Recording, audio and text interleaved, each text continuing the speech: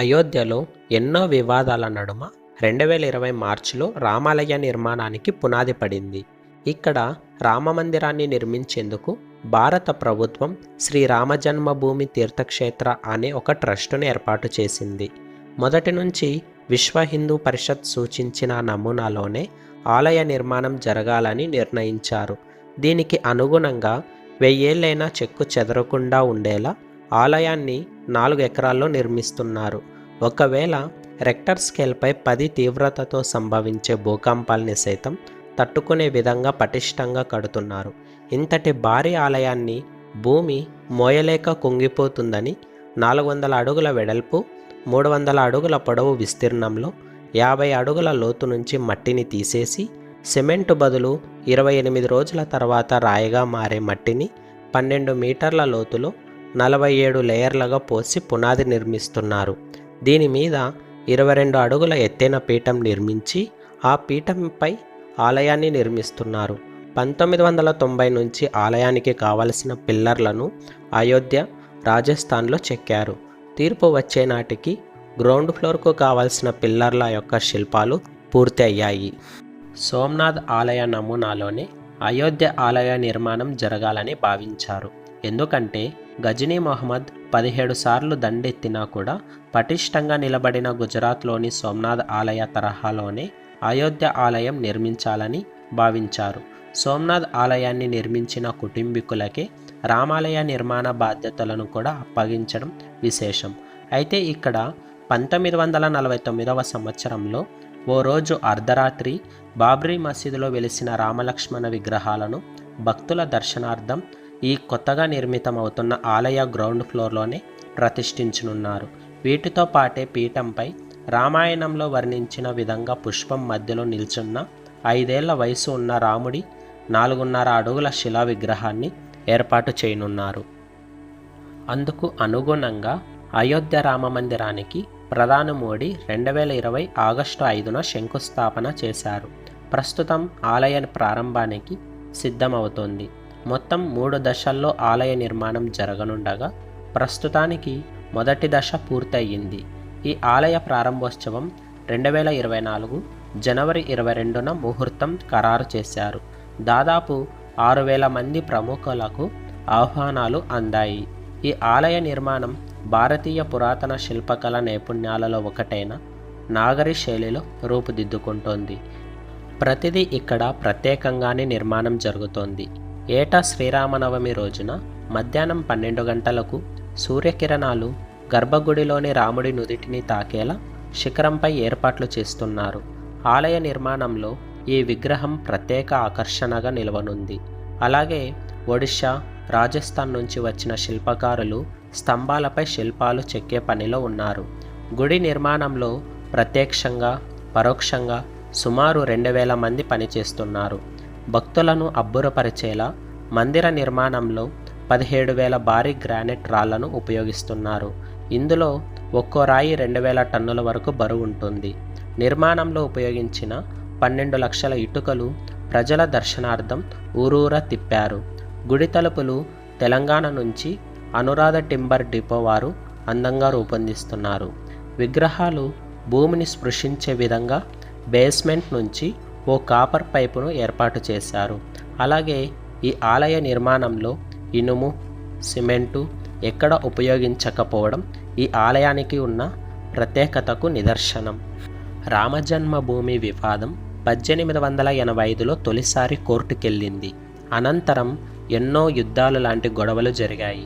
ఇప్పటి వరకు రామజన్మభూమి కోసం 77 లాంటి యుద్ధ గొడవలలో దాదాపు 4 లక్షల మంది ఈ ఆలయం కోసం ప్రాణత్యాగం చేశారు. 2019లో సుప్రీంకోర్టు తీర్పుతో చట్టపరంగా అధికారికంగా ఈ ఆలయం హిందువుల సొంతమైంది. శిల్పకళలలో అత్యంత ప్రాచుర్యం పొందిన కళాకారులు పనిచేస్తున్నారు. గుజరాత్లోని అహ్మదాబాద్లో సోంపుర కుటుంబం ఈ ఆలయానికి ఆకృతిని రూపొందించింది. ఈ ఫ్యామిలీకి చెందిన 77 ఏళ్ల చంద్రకాంత్ సారథ్యంలో ఈ ఆలయ నిర్మాణం రూపుదిద్దుకుంటోంది. వీరి కుటుంబానికి ఒక ప్రత్యేక చరిత్ర ఉంది. అదేంటంటే 15 తరాల నుంచి సోమనాథ్, అక్షరధామ్ వంటి కట్టడాలు వీరి పూర్వీకులే రూపొందించారు.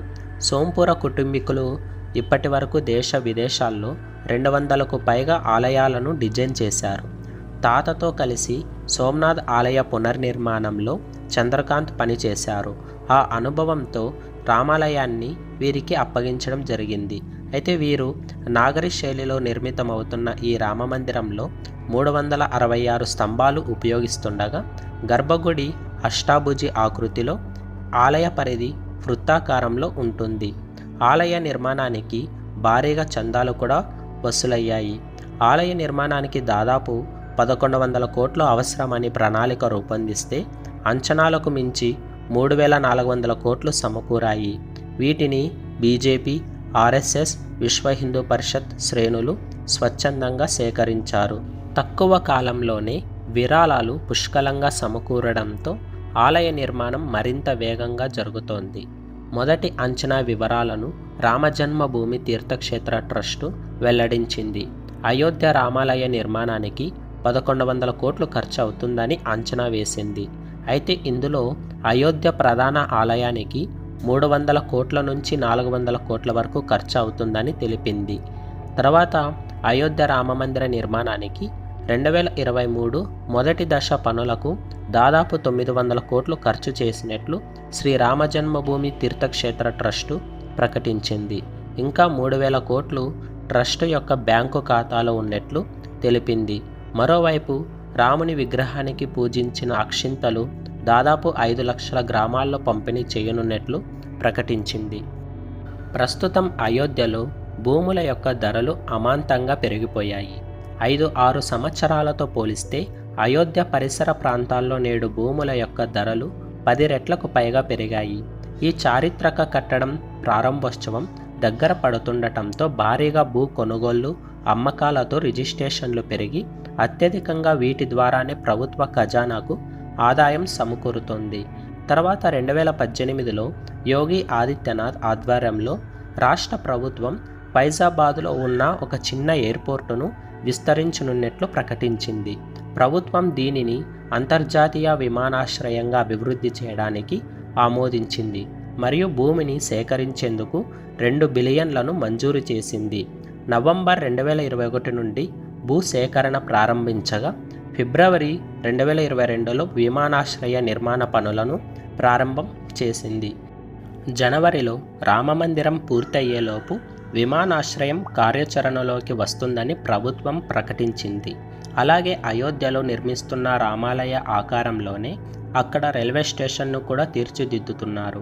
ఈ క్రమంలోనే Ayodhya railway station Indian railway పునరుద్ధరిస్తోంది. ఇప్పటికే పనులు దాదాపు పూర్తి కాగా అయోధ్య రామమందిర ప్రారంభోత్సవానికి ముందే ఈ రైల్వే స్టేషన్ సేవలు అందించనుంది. రోజుకు 50,000 మంది ప్రయాణికులు రాకపోకలు సాగించేలా ఏర్పాట్లు చేస్తున్నారు.